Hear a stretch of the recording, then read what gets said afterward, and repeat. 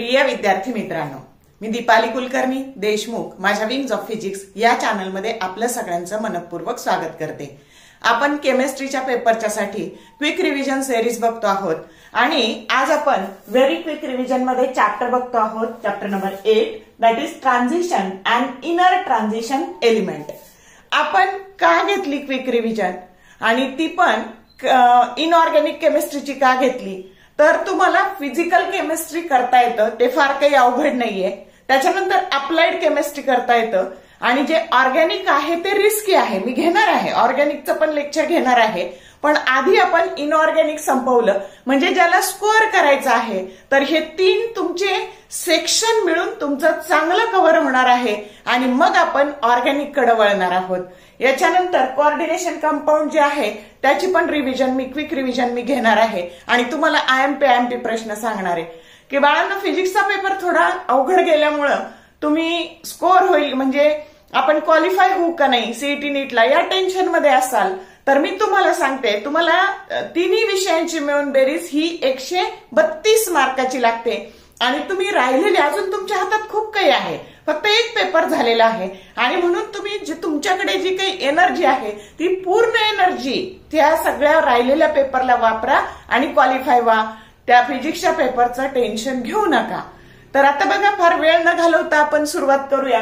तर आता ह्या चॅप्टर मध्ये तुम्हाला असं या चॅप्टरचं वेटेज 8 मार्क आहे लक्षात। एलिमेंट्स ऑफ ग्रुप 16, 17, 18 पण 8 मार्क्स आहे आणि म्हणून आपण मॅक्सिमम वेटेज वाले चॅप्टर कव्हर केले जेणेकरून तुम्हाला कमी वेळात चांगले मार्क्स मिळायला स्कोअर करायला फायदा होईल आणि एक आणि एक मार्क महत्वाचा आहे हे लक्षात ठेवायचं। आता बघा, तुम्हाला इलेक्ट्रॉनिक कॉन्फिगरेशन 3D सिरीजचं लिहायला येतं तर सोपी ट्रिक बघा बरं, जर ऍटॉमिक नंबर 21 असेल तर ह्या पद्धतीने लिहायचं आणि 3D1 4s2 लिहायचं। जर 22 ऍटॉमिक नंबर असेल तर 3D फक्त इथं 2 करायचं म्हणजे हे जे शेवटचे नंबर आहेत ना 1 2 3 4 ते फक्त 3D ची पॉवर लिहून टाकायची, समजलं का?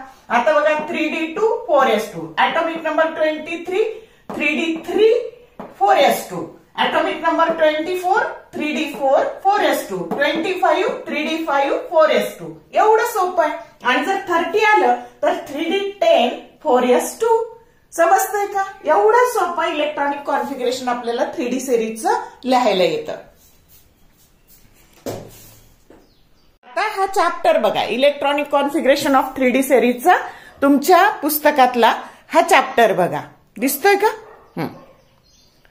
तो नीट करा, संपलं काम।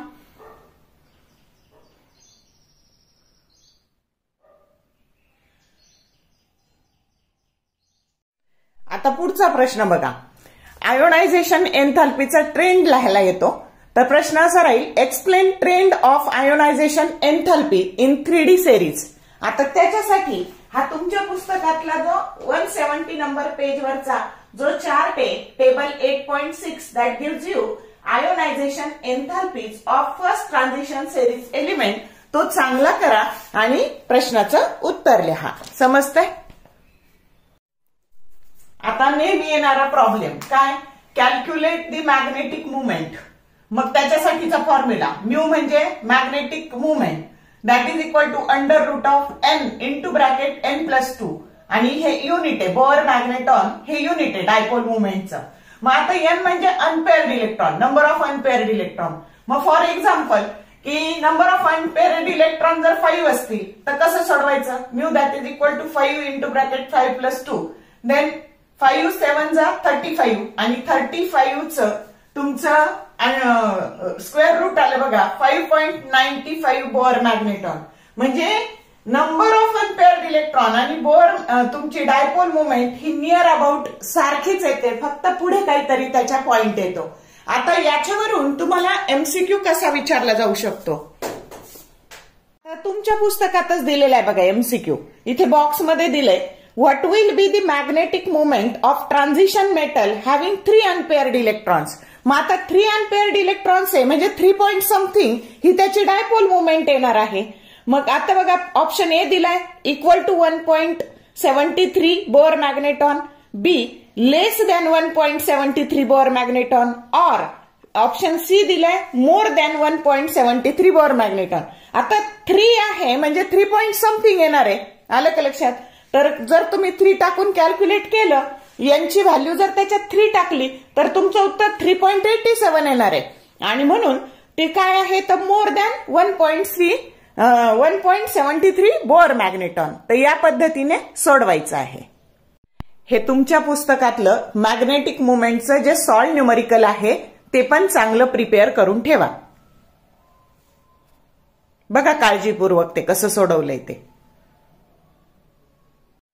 मॅग्नेटिक मुवमेंटसाठी तुमच्या पुस्तकामध्ये जो टेबल दिलेला आहे हा टेबल चांगला करा, म्हणजे तुम्हाला कळेल की अनपेअर्ड इलेक्ट्रॉन ची संख्या आणि डायपोल मुवमेंटची संख्या ही नियर अबाउट सेमच येते. म्हणजे फर्स्ट व्हॅल्यू आणि नंतर पुढे पॉइंट काहीतरी येतं. म्हणजे कशावरही एमसीक्यू आला तर हा चार्ट पाहून तुम्हाला करणं फार अवघड जाणार नाही. त्यामुळे हा चार्ट चांगला करा. आता पुढचा प्रश्न बघा की colour of 3D transition metal ions, त्याच्यावर काय काय. तर हे जे आहे ना Sc3+, टिटॅनियम 4+, त्यानंतर V5+ आर कलरलेस, एक्सप्लेन. असा प्रश्न तुम्हाला 2 मार्कासाठी येऊ शकतो. तर बघा त्याच्यासाठी 173 नंबर पेज तुमचं जे काही आहे पुस्तकाचं त्यातल्या टेबल 8.8 मध्ये जिथं जिथं अनपेअर्ड इलेक्ट्रॉन 0 आहेत, लक्षात ते सगळे कलरलेस आहेत. आणि म्हणून त्याचे 2 पॉइंट लिहायचे. काय लिहायचं तर no presence of unpaired electron, हे पहिलं कारण कलरलेस साठी. आणि दुसरं लिहायचं नो डीडी ट्रान्झिशन. समजला? तो चार्ट चांगला बघा. आणि जेव्हा कधी असा प्रश्न येईल की वाय दे आर कलरलेस तर हे 2 पॉइंट लिहायचे, काम संपलं. नेक्स्ट क्वेश्चन बघा. What are the properties of interstitial compounds. आता त्याच्या प्रॉपर्टीज बघू आपण. पहिली आहे बघा, they are hard and good conductors of heat and electricity. Number 2, their chemical properties are similar to parent metal. Number 3, their melting points are higher than the pure metals. Number 4, their densities are less than the parent metal. Number 5, the metallic carbides are chemically inert and externally hard as diamond. And number 6, hydrides of transition metals are used as powerful reducing agents. तर ह्या प्रश्नाचं उत्तर ह्या पद्धतीने लिहायचं. चांगला करा हा प्रश्न. नेक्स्ट क्वेश्चन आहे बघा, टाइप्स ऑफ अलॉय. तर फेरस अँड नॉन फेरस हे दोन्ही टाइप्स अलॉयचे चांगले करून ठेवा आणि युजेस ऑफ अलॉयज पण करून ठेवा. ओके. आता पुढचा प्रश्न बघा, what are the uses of KMnO4. तर काय युजेस आहेत तर फर्स्ट आहे अन अँटीसेप्टिक. सेकंड आहे for unsaturation test in laboratory. Number 3 आहे in volumetric analysis of reducing agent. Number 4 आहे for detecting halides in qualitative analysis. And number 5 आहे powerful oxidising agent in laboratory and industry. या पद्धतीने त्याचे uses लिहायचे. नीट चांगले करा. आता नेक्स्ट क्वेश्चन बघा, डिफाईन मिनरल्स. मिनरल्सची डेफिनेशन चांगली करा. A naturally occurring substance found in the earth crust containing inorganic salts, solids, silicious matter, etc. is called as minerals. तर ही मिनरल्सची डेफिनेशन चांगली करा, लर्न करा आणि लिहून काढा एकदा. आता तुमच्या पुस्तकातला जो टेबल नंबर 8.9 आहे, लिस्ट ऑफ मिनरल्स आणि ores of some transition metals, तर त्यातले जे ओर्सचे जे फॉर्म्युले आहेत ना ते चांगले करा. दिसतोय का हा चार्ट? तो व्यवस्थित करा.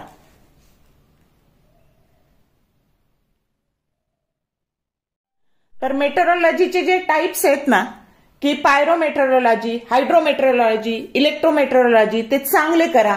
आता पायरो म्हणजे हाय टेम्परेचर, हायड्रो म्हणजे की वॉटर ॲक्वस सोल्युशन, आणि इलेक्ट्रोमेट्रोलॉजी म्हणजे इलेक्ट्रोलायटिक रिडक्शन ऑफ मोल्टन म्हणजेच फ्युज्ड मेटॅलिक कंपाऊंड. असं नावावरूनच ते लक्षात ठेवा. आणि बघा बरं, हे सगळे याच्यातून व्यवस्थित करा.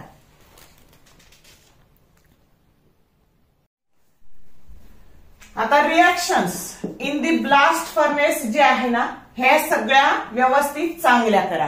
समजलं? हाय VIMP आहे.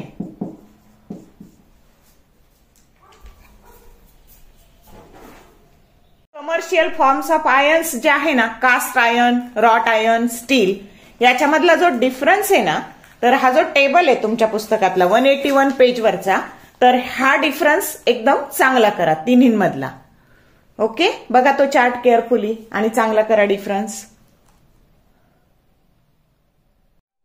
आता नेक्स्ट क्वेश्चन येऊ शकतो बघा तुम्हाला. What do you mean by lanthanoid contraction? आता कॉन्ट्रॅक्शन म्हणजे आकुंचन पावणे, आणि म्हणून सोपं लक्षात ठेवायचं. LA to LU ionic radian decrease झाली की त्याला काय म्हणायचं? लॅन्थेनॉइड कॉन्ट्रॅक्शन. समजतंय? तर या पद्धतीने अगदी एका ओळीत तुम्हाला डेफिनेशन लिहिता येईल. आता ह्या चॅप्टरचा लास्ट प्रश्न काय बघा, तर तुम्हाला similarities and differences between lanthanoids and actinoids असं विचारलं जाईल. 188 पेजवर हा जो तुमच्या पुस्तकात दिलेला जो चार्ट आहे सिमिलॅरिटीजचा आणि डिफरन्सेसचा, तो एकदम चांगला करा, आणि म्हणजे तुमची बरीचशी प्रिपरेशन ह्या चॅप्टरची होऊन जाईल.